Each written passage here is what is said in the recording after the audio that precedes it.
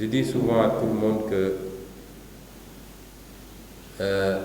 nous avons un système politique dont nous avons hérité et qui est assis sur la notion de laïcité, compris comme la séparation de l'Église. Ici, l'Église englobe tous les cultes et de l'État. Cette conception est malheureusement, à mon avis, mal interprétée souvent par certains, puisqu'ils l'interprètent comme une séparation étanche. Or, il ne peut y avoir de séparation étanche entre le temporel et le spirituel. Il est à se demander même, est-ce qu'il y a du spirituel non temporel et du temporel non spirituel, les deux étant extrêmement mêlés et entremêlés. Nous faisons nôtre cette conception de la laïcité qui doit permettre à l'autorité étatique d'être au-dessus de la mêlée et de traiter tous les citoyens de la même manière, quelle que soit leur religion, leur ethnie, leur race. Mais nous réfutons une certaine conception de la laïcité qui voudrait que la chose publique, ceux qui gèrent la chose publique, dans son volet institutionnel, n'ait pas à travailler en étroite collaboration avec ceux qui gèrent le culte. D'où cette invitation à partager ces moments de discussion et de présentation de notre programme, de nos ambitions pour la ville de Ziguinchor. Parce que pour nous, la cité est gérée et marche sur deux pieds. Elle marche sur le pied du pouvoir public, mais elle marche également sur l'autre pied que constitue le pouvoir spirituel. Et ces deux, à chaque fois qu'ils ont réussi une bonne alchimie, ont pu produire quelque chose d'extraordinaire pour la cité. Nous sommes venus à Ziguinchor avec un programme, et ce programme met le citoyen au cœur de notre action.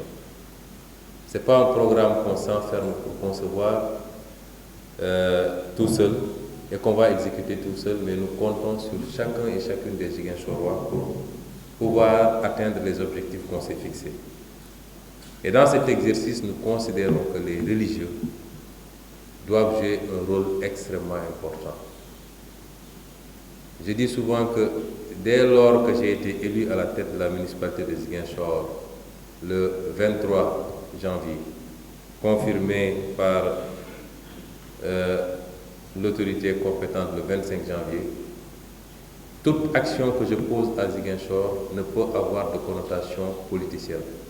Je suis le maire de tous les Ziguinchorois et de toutes les Ziguinchoroises, et donc les actions que je pose sont des actions apolitiques, uniquement pour l'intérêt des Ziguinchorois. Et si on réussit ce qu'on veut faire pour Ziguinchor, on ne me dira pas que si on fait des postes de santé ou des hôpitaux, si on améliore le cadre de vie avec des jardins publics et des espaces agréables, que c'est les militants d'Ousmane Sonko qui vont y aller. C'est tous les Ziguinchorois qui vont fréquenter ces endroits. Et c'est pourquoi nous considérons que dans cet exercice de manifestation du pouvoir public à travers un programme, une vision, des objectifs, nous avons besoin du soutien de tout le monde, et singulièrement des religieux qui sont des leaders d'opinion, écoutés par tout le monde. Ces religieux, tous les dimanches à l'église, tous les vendredis à la mosquée, sont écoutés par des centaines, des milliers de Ziguinchorois qui boivent leurs paroles et qui suivent leurs indications et leurs conseils. Nous pensons que si nous partageons une même vision pour Ziguinchor, ces religieux doivent pouvoir jouer leur partition. Mais avant d'aller plus loin, j'aimerais dire que la mairie, sous notre magistère, souhaite entretenir des relations privilégiées et étroites avec la religion, quand je dis la religion, c'est avec grand L, c'est toutes les croyances confondues. Souvent, nous recevons des sollicitations du culte.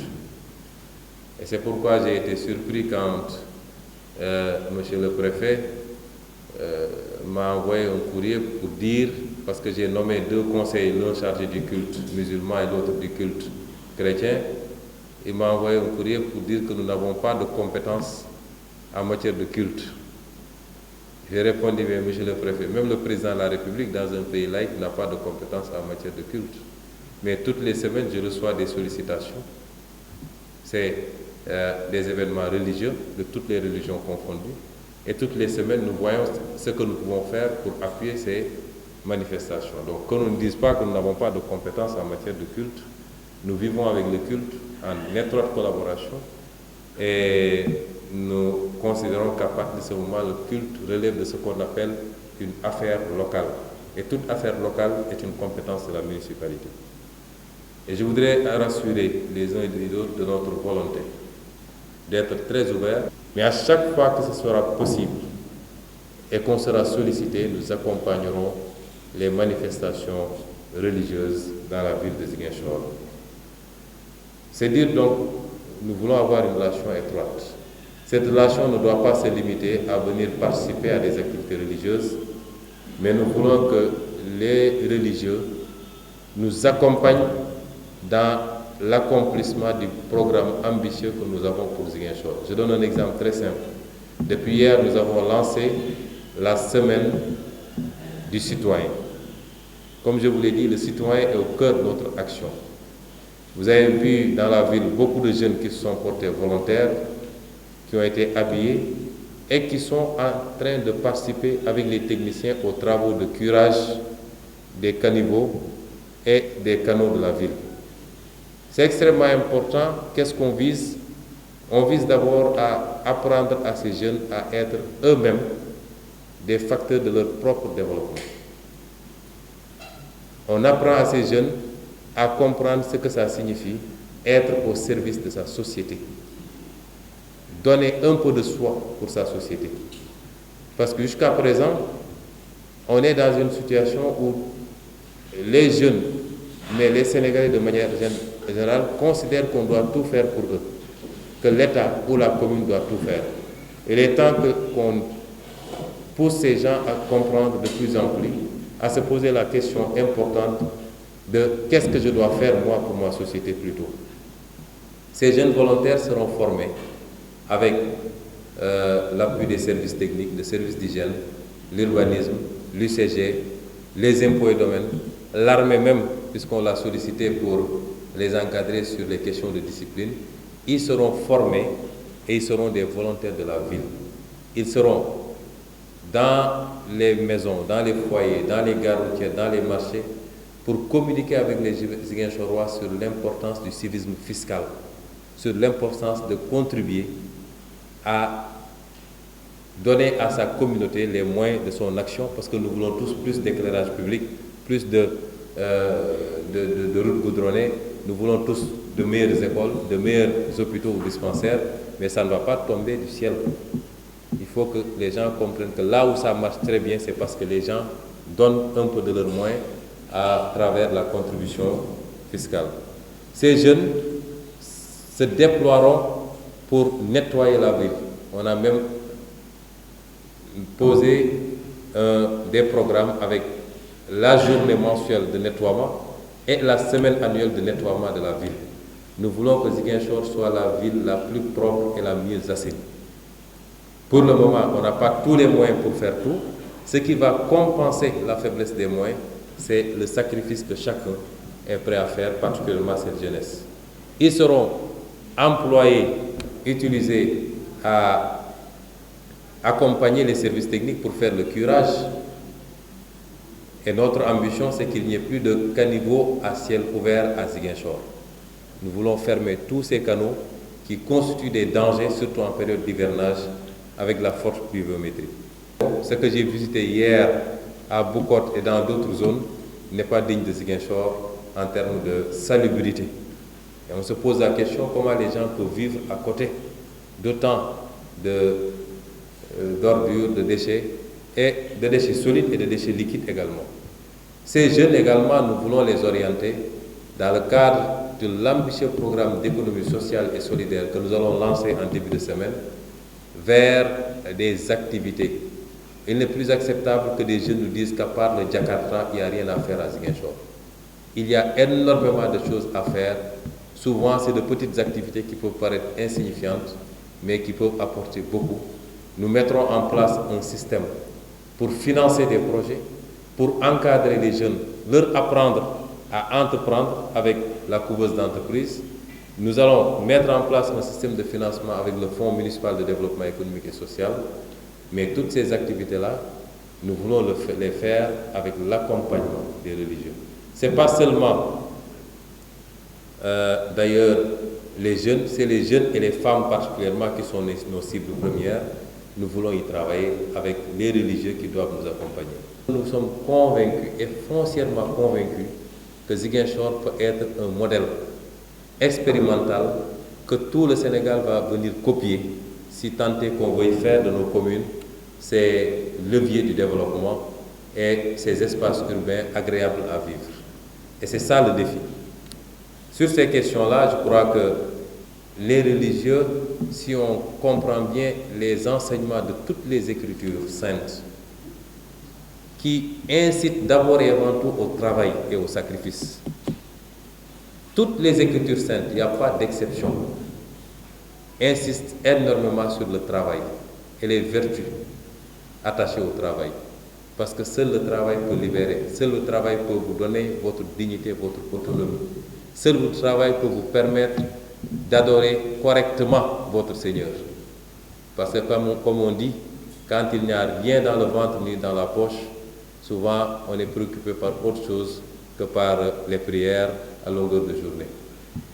Et donc, nous pensons que s'il y a un terrain sur lequel nous pouvons nous retrouver avec le culte, c'est bien ce terrain-là du travail et du travail bien fait.